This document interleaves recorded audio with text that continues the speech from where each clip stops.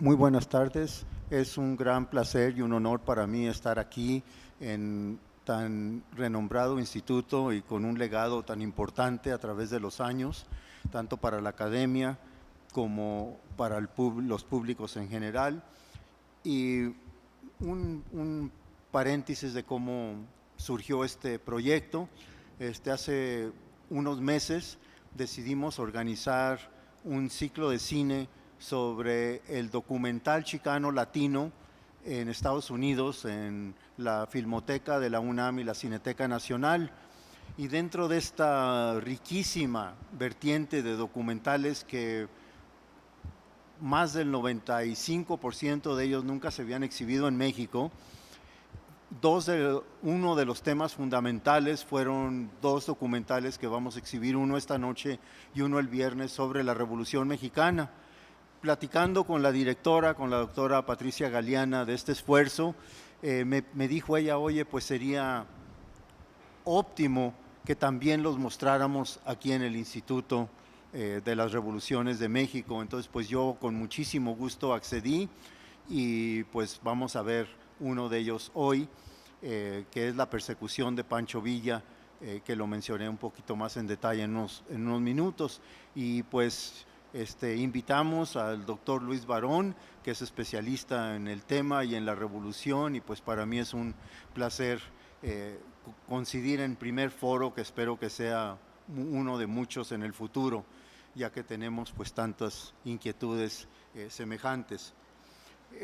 Unas palabras sobre el documental chicano y sobre el documentalista de lo que vamos a ver esta noche. El documental chicano, como todo el cine chicano, surge como razón y ser dentro del movimiento conocido como el movimiento chicano en los 60, 70, en el cual, aparte de exigir el mejoramiento de los derechos civiles de la población de origen mexicano, su bienestar que se tenía que elevar, su sistema educativo que estaba muy deficiente, sus accesos a la educación superior, a la política, etcétera, surge un florecimiento artístico, cultural impresionante como causa de ese movimiento, que pues pudiéramos discutirlo a fondo por no nomás una conferencia, sino casi un curso. Dentro de este florecimiento cultural, parte íntegra fue el cine. Y como casi en muchos movimientos sociales, el documental fue el primer género cinematográfico de estos jóvenes, estos activistas chicanos, para documentar su lucha y también para abordar temas que estaban totalmente o ignorados, olvidados o estereotipados falsamente por los medios de difusión estadounidense, el cine o la opinión pública.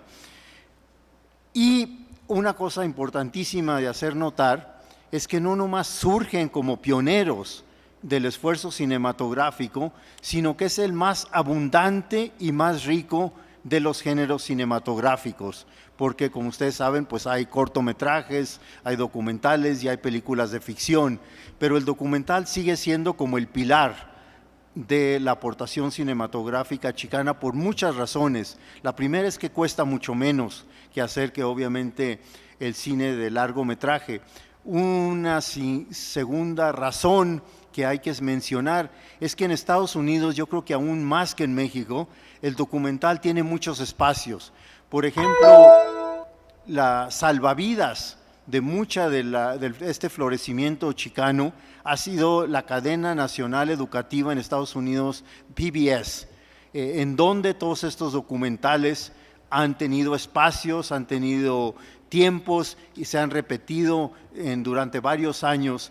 Y una cosa que yo mismo aprendí en este festival de cine documental chicano, que decía uno de los documentales que vamos a exhibir, precisamente su documental el viernes, que cuando se exhibió en la cadena nacional PBS, como ustedes saben, hacen encuestas para todos, incluyendo cuántos fue los ratings o cuánto público tuvieron, que tuvieron alrededor de 2,5 millones de público en cada una de estas proyecciones, lo cual pues es impresionante cuando uno dice, ay, pues ¿quién vio el documental o una película tiene más impacto? Pues nada, nos enseñaron que del documental, por todos estos espacios y vías que existen en Estados Unidos, sí tiene un público amplísimo y sí tiene mucho impacto.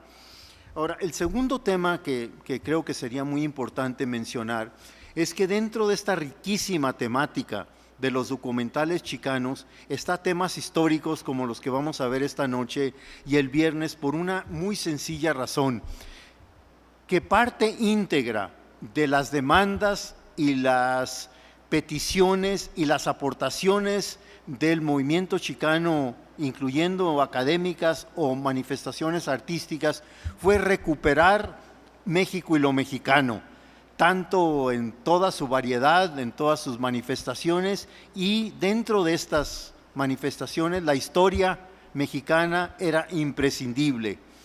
Y dos temas sobresalen históricos en los documentales, y yo diría que también hasta en el cine de ficción chicano, que de una forma u otra se abordan.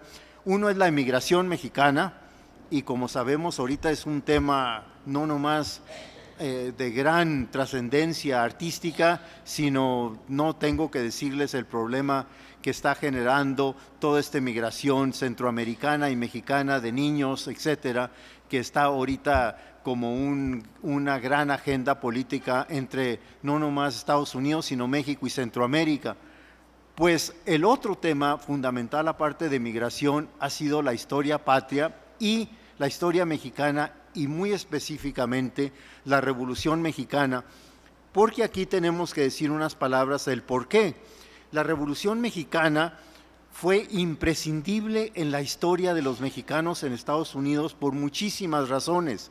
La frontera, como ustedes saben, fue esencial en todo el desarrollo, fue partícipe, era donde se conseguían las armas más fácilmente, donde los ejércitos surtían. Muchas de las batallas fueron en el norte de México y gente cruzaba la frontera del diario y participaba. Mucha de la población de origen mexicano participó en las filas revolucionarias. Después hubo mucha migración por causa de la Revolución Mexicana, como otras causas como la inestabilidad económica de México, etcétera, y se triplica la población de origen mexicano en gran parte por causa de la Revolución Mexicana.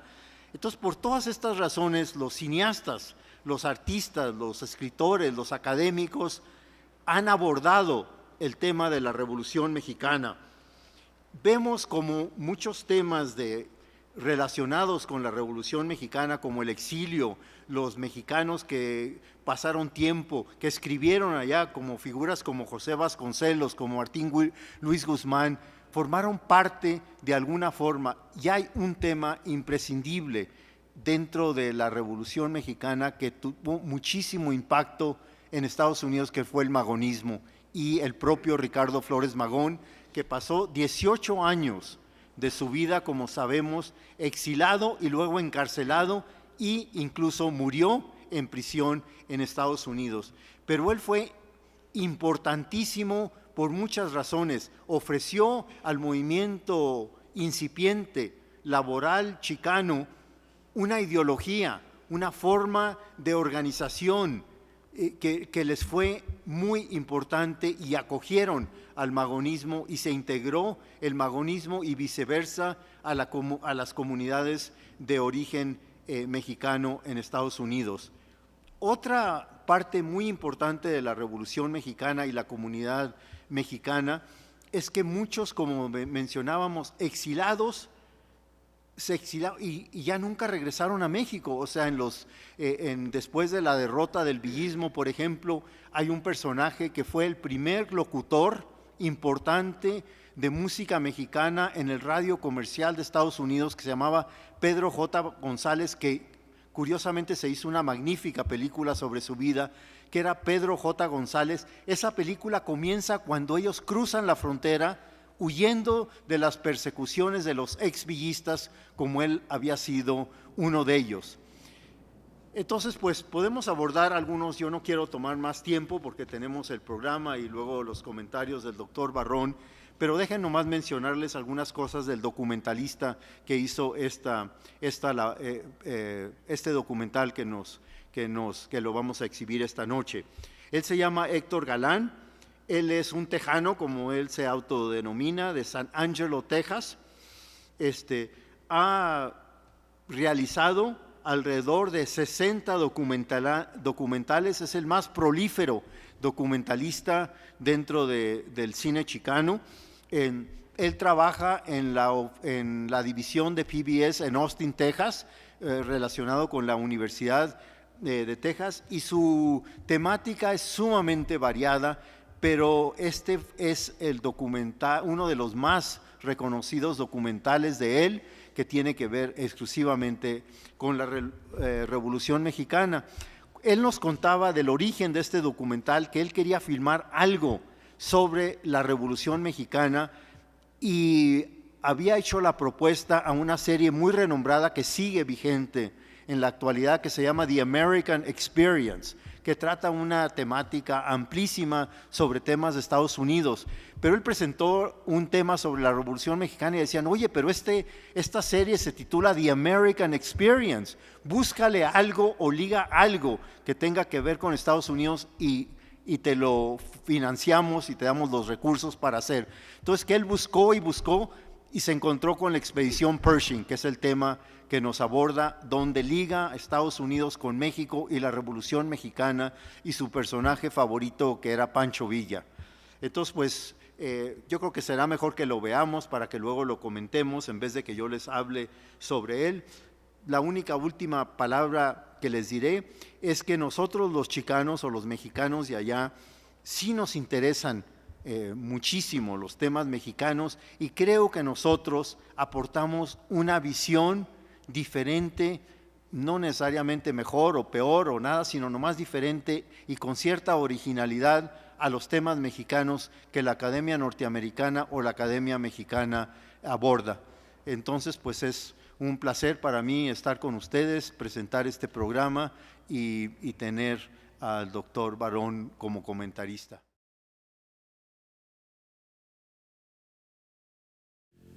Antes que todo, yo quiero agradecer muchísimo la invitación que me hizo el doctor Maciel para venir a comentar con ustedes este documental. Este es una experiencia nueva para mí, pero de veras lo hago con mucho gusto también, porque siempre es un honor para mí venir aquí al INERM y conversar con la gente que regularmente viene aquí a todos los eventos del instituto, y pues no puedo decir otra cosa más que es un verdadero placer estar aquí con ustedes hoy por la noche. Qué bueno que vinieron a pesar de la lluvia y que comparten el foro con nosotros.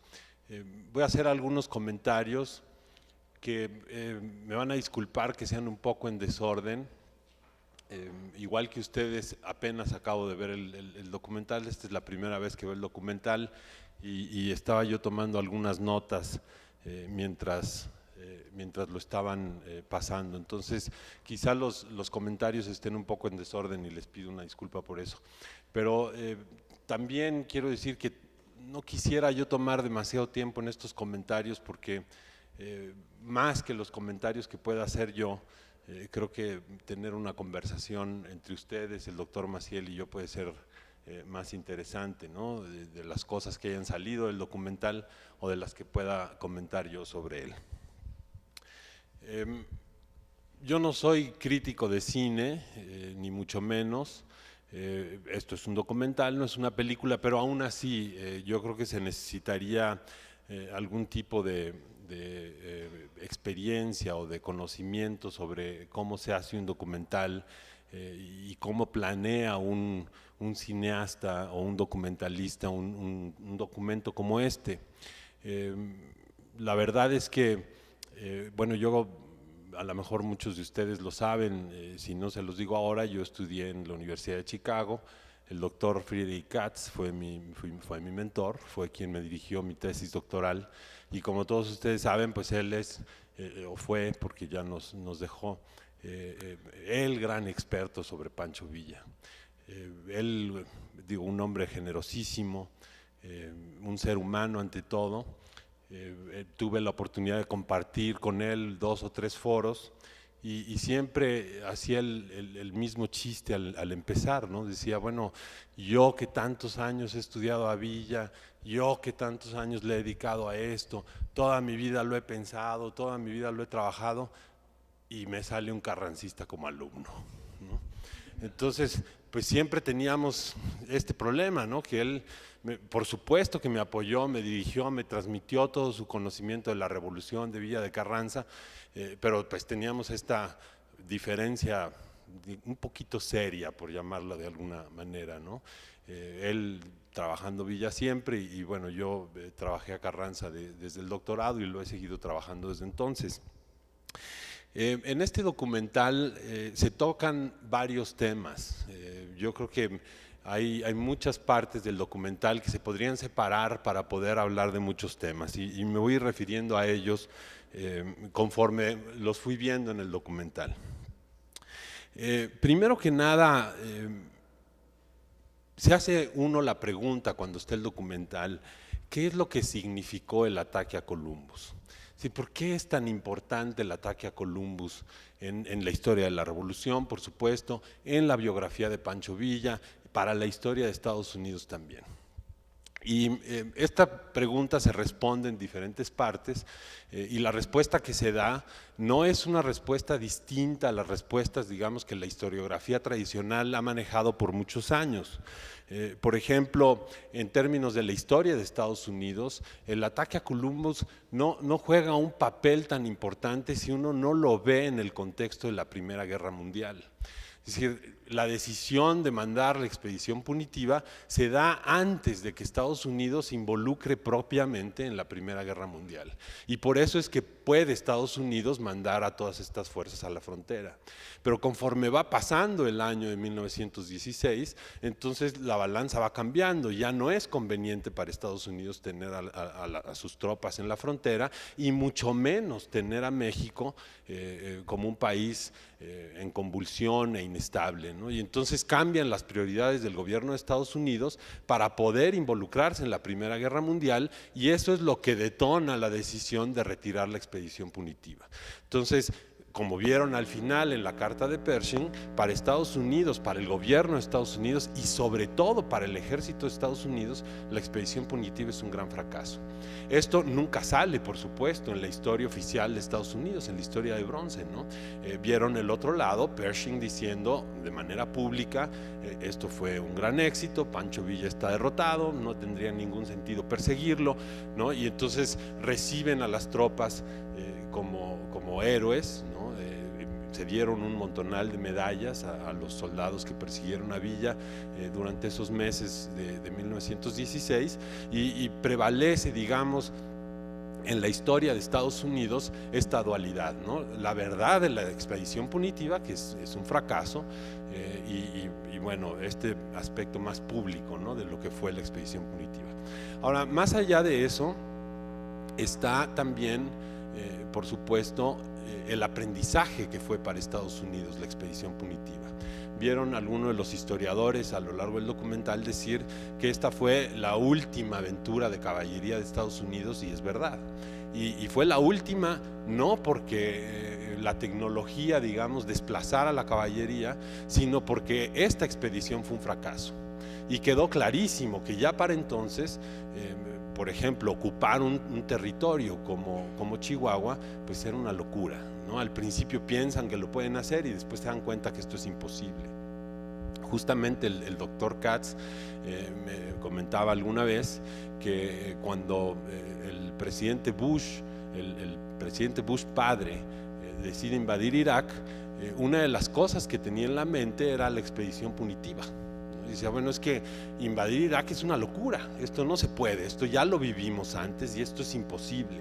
Y entonces por eso la primera guerra de Estados Unidos con Irak tiene un fin muy, muy limitado, ¿no? Que es sacar a los iraquíes de Kuwait y una vez que se hace eso, se retiran las tropas norteamericanas. El segundo presidente Bush, al parecer, no tuvo esto claro y desde entonces Estados Unidos está sufriendo las consecuencias de haber querido ocupar un país como Irak, ¿no? Entonces, esto tiene muchísima importancia en la historia militar de Estados Unidos y esto se ve en el documental, ¿no? documentalista logra recuperar esto, que es una parte muy, muy importante de la historia de la expedición punitiva. Ahora, otro de los temas, y es el tema preponderante de todo el documental, es la biografía de Pancho Villa.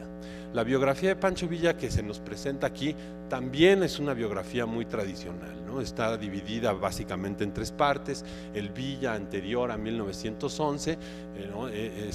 Campesino del norte que sufre este evento traumático cuando es joven, la violación de la hermana, que lo lleva a ir a matar al hacendado y después huir y vivir como un bandolero, ¿no? Después se incorpora a la revolución en 1911 y tenemos esta segunda etapa de la biografía de Pancho Villa, el general exitoso, el general carismático, el general, como dice el documental, que se compara con Robin Hood, y se empieza a construir, digamos, una leyenda blanca, digamos, heroica de Pancho Villa.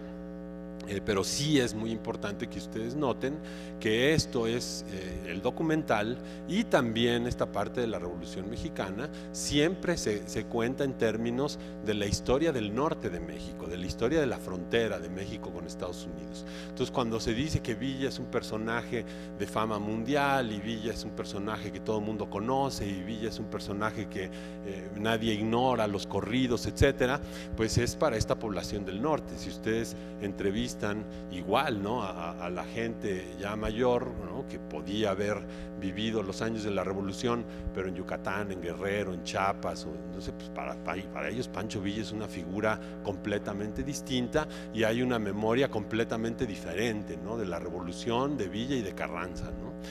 Ahí, por supuesto, les van a hablar más de Emiliano Zapata, por supuesto, ¿no? Entonces, esto no hay que quitarlo de la mente de uno cuando ve este tipo de documental. Después viene la batalla de Celaya, en donde es derrotado Pancho Villa, la huida hacia el norte, la batalla de Agua Prieta.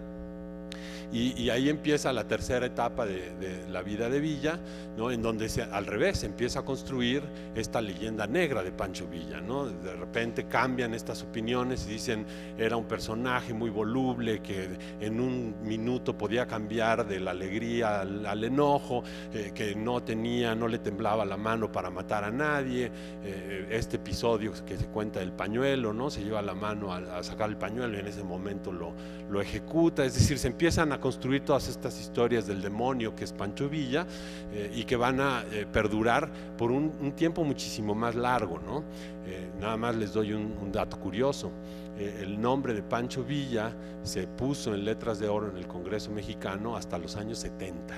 ¿no? Es decir, esta leyenda negra de Pancho Villa fue la que prevaleció después durante mucho tiempo. Y esta imagen de este personaje iracundo, que se rodeaba de gente pues mala, ¿no?, que no les costaba asesinar, robar, etcétera, ¿no? Esa etapa empieza después de la batalla de Celaya. Después, otro de los temas que se trata en el documental es las razones por las que Pancho Villa decide atacar Columbus, ¿no? Y aquí también la historiografía ya ha hablado de esto. Están estas dos versiones que son las que privan más en la historiografía. Una es este enojo que tiene Pancho Villa con Estados Unidos por haber permitido el traslado de tropas carrancistas a través de la frontera para ir a Agua Prieta, el retiro del apoyo del presidente Wilson, y entonces Villa ataca a Columbus como una especie de venganza, ¿no?, hacia los estadounidenses. Hay otra hipótesis, hay otra historia que se puede contar ahí, que era más la que apoyaba el doctor Katz, que más bien es un riesgo calculado de Pancho Villa. Es decir, voy a atacar a un pueblo estadounidense y de esa manera puedo provocar un conflicto internacional que debilite a Carranza y al mismo tiempo que me permita a mí, a través del discurso nacionalista, resurgir y volver a reclutar gente, ¿no? Esto obviamente por poquito le sale a Pancho Villa, ¿no? El incidente internacional por poco lo logra consolidar.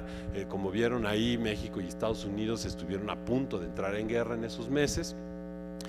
sobre todo después de la batalla del Carrizal que se narra ahí, pero el otro objetivo lo logra completamente Villa, es decir, resurge otra vez de tener una fuerza guerrillera a reclutar 7, 8 mil hombres y volver a atacar poblaciones importantes. Esto, no pierdan de vista, se da al mismo tiempo que se está llevando a cabo el Congreso Constituyente en diciembre de 1916 y enero de 1917, lo que también tiene un impacto muy importante en la historia política de México y en la historia de la Revolución. Pero ese es otro tema que se trata de una manera, digamos, también, déjenme llamarla así, tradicional en este documental. Ahora, hay dos cosas aquí, tres cosas aquí, que me parece que habría que destacar y que me encantaría escuchar la opinión del doctor Maciel y lo que ustedes tengan que decir. En primer lugar, si se fijan en este documental, pues la población mexicana aparece muy poco. Es decir, se entrevista a algunos exsoldados villistas, algunos pobladores, ¿no?, de los pueblos que la expedición punitiva tomó o a los que se acercó, pero no hay ningún tipo de narración acerca de la vida cotidiana de la población mexicana. Vamos a suponer que en algún momento la expedición punitiva tuviera entre 15,000, 20,000 hombres en el territorio mexicano. Pues todos esos soldados de alguna manera tenían que comer. En los peores tiempos de la revolución, pues llegan 20,000 personas que quieren comer y que necesitan comprar cosas y que necesitan dormir en algún lugar y que necesitan pertrechos, etcétera. Alguien se los vendió y fue un negocio para la población mexicana. Es decir, la vida cotidiana en el estado de Chihuahua se transforma con la expedición punitiva, pero en los dos sentidos, no solamente en el sentido de tener una fuerza militar extranjera, sino también en términos de una posibilidad de negocio, ¿no? Es decir, también, así como Pershing dice, en la mente del mexicano siempre va a ser atractivo el bandido, bueno, pues en la mente del mexicano la oportunidad de negocio siempre está presente, ¿no? Hay una marcha, se para periférico, inmediatamente hay alguien que sale y vende Coca-Colas. Es lo mismo que pasa en 1916, en otra escala por supuesto, pero es una oportunidad para la población mexicana, y esta parte o este aspecto de la expedición punitiva no se narra, ¿no? Otra de las cosas que se toca, pero de manera muy, muy tangencial, es el racismo en la frontera, ¿no? La expedición punitiva detona un racismo terrible en la frontera, sobre todo del lado americano, y los mexicanos que habían migrado a Estados Unidos, esta población, digamos, chicana, pues sufrió los efectos del racismo en los periódicos, de la persecución a través de los medios, ¿no? Y esto se narra poco en el documental, ¿no? Se nos enseñan algunos titulares de los periódicos, se toca muy tangencialmente, pero me parece que sí merece un comentario, que un cineasta o un documentalista chicano pues no ahondara más en este aspecto de lo que significó para la población mexicana del otro lado de la frontera, quienes ya estaban del otro lado de la frontera, lo que significó la expedición punitiva. Y por último, yo quisiera hacer un último comentario más general sobre la Revolución Mexicana antes de abrir el foro, ver cómo me regaña ahorita el doctor Maciel y ver lo que ustedes puedan opinar y pensar, que es las películas que tienen que ver con la Revolución Mexicana. Siempre hay este halo, ¿no?, de decir la Revolución Mexicana fue producto de un régimen corrupto, una dictadura, la explotación de los campesinos, la injusticia social. Es decir, esta idea de que la Revolución Mexicana fue monolítica, que quienes participaron, todos los que participaron defendiendo estas causas, que siempre hay un bueno y un malo, que la Revolución Mexicana al fin triunfa, ¿no?, que son estos campesinos y estos trabajadores y esta población que persigue un fin loable, legítimo, el que triunfa en la revolución. Y pues uno como historiador se pregunta, ¿no?, si la injusticia causa revoluciones, caramba, el mundo estaría con revoluciones siempre. Si la pobreza y la mala distribución del ingreso causara revoluciones, pues México estaría en una revolución perpetua, ¿no? Si los regímenes autoritarios, ¿no?, fueran los que causan las revoluciones, pues cuántos países además de México tendrían innumerables revoluciones, ¿no? Toda la historia del siglo XX en México sería una revolución. Entonces, en el imaginario de los cineastas ha prevalecido esta idea de que la Revolución Mexicana fue buena, sobre todo en una etapa muy importante del cine mexicano, que es la etapa de oro del cine mexicano, en los años 50 y 60, en donde esto prevalece y se enseña esta imagen, y la población mexicana en la frontera es buena, la población estadounidense en la frontera es mala, ¿no? Se sufre el racismo, se sufre la discriminación, ¿no? Pero eso es un poco lo que priva. Es más bien hasta el final de los años 80, 90, que se empieza a enseñar otro lado, ¿no?, de cómo la revolución se corrompe.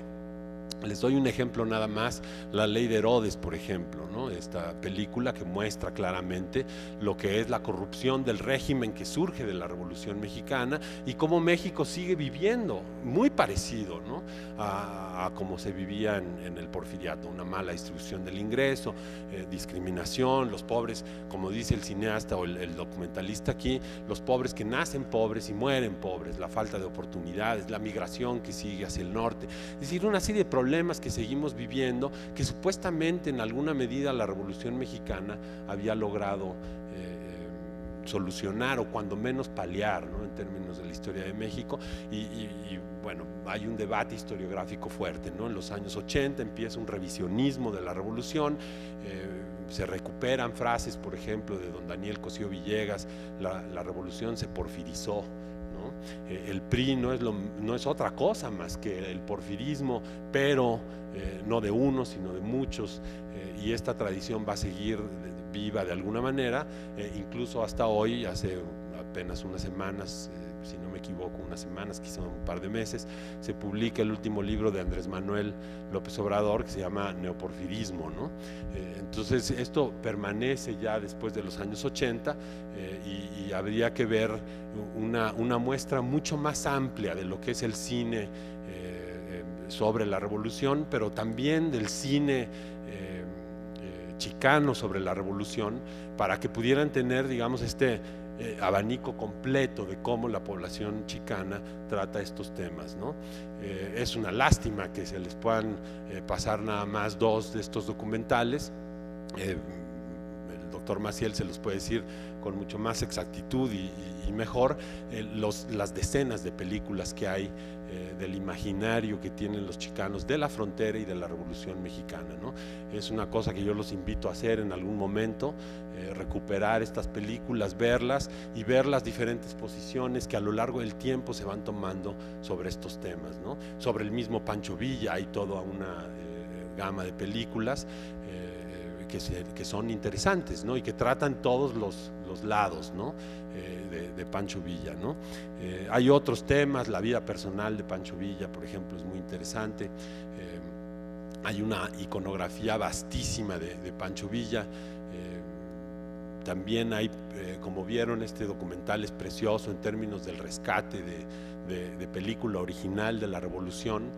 Es una delicia siempre ver película, ¿no?, ver a Pancho Villa moverse, ¿no?, ver a Pancho Villa sonreír en una película, más que verlo nada más en una foto. Esto es verdaderamente una obra de arte, esto de verdad hay que aclamarlo de este documentalista, pero me imagino que hay métodos para que ustedes se acerquen a otras películas y puedan sacar provecho de todo lo que los cineastas, tanto chicanos como mexicanos en México, han hecho sobre la revolución, ¿no? Entonces le voy a pasar el micrófono al doctor Maciel, y después me imagino que podemos abrir el foro para algún comentario, pregunta o más discusión. Muchas gracias.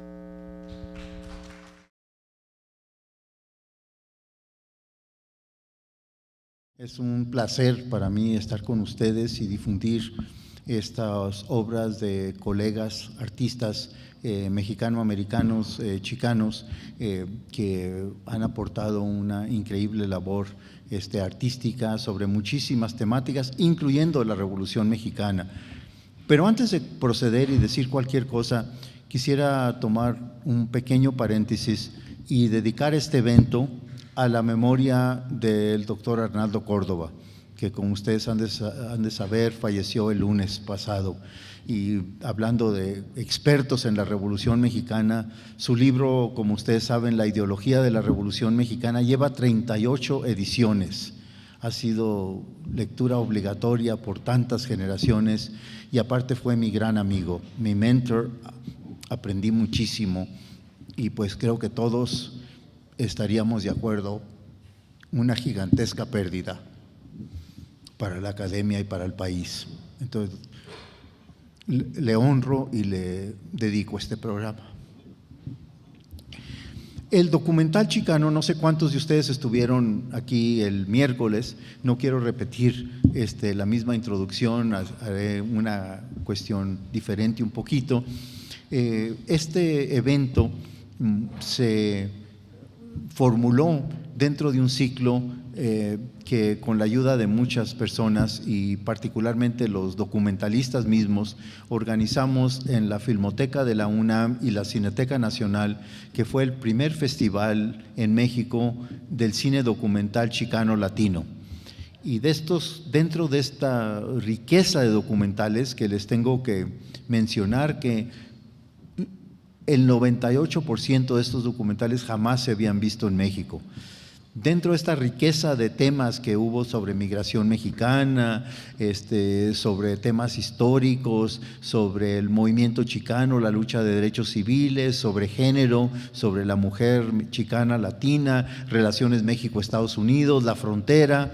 Y bueno, dentro de los temas históricos estuvieron estos dos documentales específicamente sobre la Revolución Mexicana.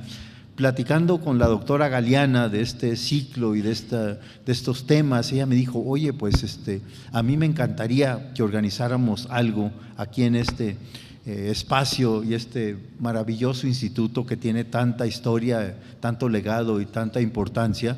Entonces yo le sugerí estos dos documentales sobre la Revolución Mexicana. A ella le gustó mucho la idea y pues aquí tenemos presente. El miércoles exhibimos La persecución de Pancho Villa, The Hunt for Pancho Villa, que trata sobre toda la expedición punitiva del gobierno norteamericano cuando el ejército de Pancho Villa tomó por la fuerza la ciudad de Colombas en Nuevo México en represalias por agravios que Villa le asignó a Estados Unidos.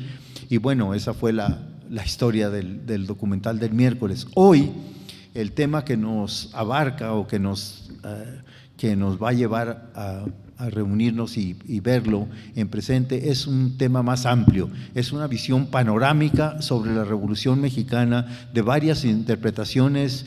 Se entrevistan a varios historiadores, tanto mexicanos como chicanos, como mexicano-americanos, como norteamericanos, que dan sus puntos de vista, y el propio documentalista, que se llama el señor Ray Telles, aporta en este documental. Ahora, hace ratito tuve el honor de ser entrevistado por el Canal 11 y me preguntaban de qué aportaciones yo veía diferentes de este documental a muchos existentes. Como saben, en México hay maravillosos documentales sobre la Revolución Mexicana, también unos norteamericanos. Pues yo diría que lo que quisiera que pusieran particular atención es una tercera visión de la Revolución Mexicana, una tercera visión en el sentido de que es de un chicano, de un mexicano-americano como yo, que crecimos, nos educamos, ejercemos nuestras profesiones en Estados Unidos, pero que estamos en medio de dos culturas y lo hemos estado siempre, entre la mexicana y la norteamericana. Entonces es una tercera aportación. Un par de palabras sobre el documentalista, sobre el señor Ray Telles. Es uno de los más renombrados documentalistas chicanos latinos. Tiene una obra extensa, muy renombrada. Su último documental fue una serie que él fue así como el genio, el que unió a todos los cineastas, y fue una visión panorámica que se llama Latino Americans, y el subtítulo es 500 años de la forjación de un pueblo, que es sobre todos los grupos latinos, desde la conquista hasta hoy día, o bueno, hasta hace año y medio que se formuló. Fueron 6 programas cada uno de 1 hora, que tratan toda esta historia de 500 años y también proyecciones del presente y el futuro. Como yo creo que muchos de ustedes habrán visto o tomado en cuenta, que hoy día yo diría que el proceso más dramático, más significativo, más trascendental que está pasando en Estados Unidos es precisamente la latinoamericanización de Estados Unidos. Somos ya 43 millones de seres de origen latino residentes, o sea, ciudadanos en Estados Unidos. Hoy día 43 millones. Ya no somos minoría en muchos estados como California, como Nuevo México, como parte de Texas, y los demógrafos más acuciosos dicen que, o anotan o proyectan, que para el 2050 vamos a ser más de 100 millones de descendientes de origen latino, o sea que va a haber 1 de cada 3 personas en Estados Unidos para el 2050 va a ser de origen latino. O sea, estamos cambiando a Estados Unidos radicalmente. Estos cambios ya se han visto desde varios años y uno de los resultados de estos cambios es precisamente nuestro florecimiento cultural, que nos lleva directamente al tema de esta noche. Que este florecimiento cultural abarca todas las artes, abarca la literatura, el arte mismo, el muralismo, la poesía, el teatro y también el cine. Ya tenemos generaciones de cineastas chicanos, latinos, que están aportando impresionante, interesantísimo y novedosos trabajos. Uno de ellos uno de los más representativos es el documental que vamos a ver esta noche. Entonces, para concluir mis comentarios introductorios y pasar directamente a verlo, y luego con muchísimo gusto podemos dialogar sobre él, es que vean ustedes, a ver si están de acuerdo conmigo, que de algunas formas sí presenta una visión alternativa de interpretación sobre la Revolución Mexicana en sí. También otra cosa que les diría para concluir estas palabras es que aquí a veces yo noto cuando vengo a dictar conferencias o cursos o una estancia de mi propia investigación, es que hay ciertas ideas muy mal fundadas que a nosotros los mexicanos, los latinos de allá, les hemos dado o la espalda o no nos interesa lo mexicano o México o su historia, su cultura, etcétera. Pues como verán en este documental, no nomás eso es falso, sino la realidad es la opuesta. A nosotros nos interesan muchos temas mexicanos. Nuestra lucha a través de toda nuestra historia es la preservación y el fomento de la mexicanidad en todos sus ambientes, en todos sus aspectos, en todos sus temas. Y este documental es totalmente dentro de estas corrientes. Entonces, pues los invito a ver este documental, ojalá lo disfruten tanto como yo lo he disfrutado la primera vez que lo vi. Me voy a quedar con ustedes para verlo por tercera vez y luego con muchísimo gusto podemos tener un diálogo sobre él.